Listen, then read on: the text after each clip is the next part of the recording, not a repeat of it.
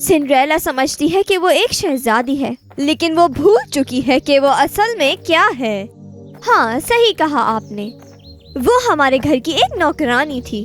उस पर शहजादी बनना अच्छा नहीं लगता। उसे सबक सिखाना पड़ेगा।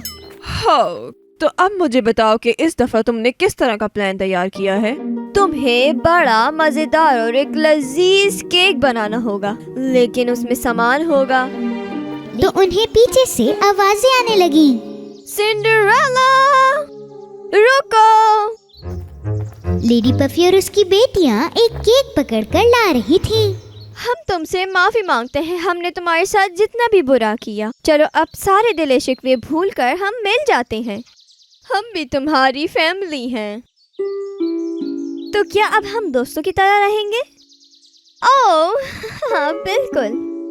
ये देखो, हमने अपने हाथों से तुम्हारे लिए केक बनाया है।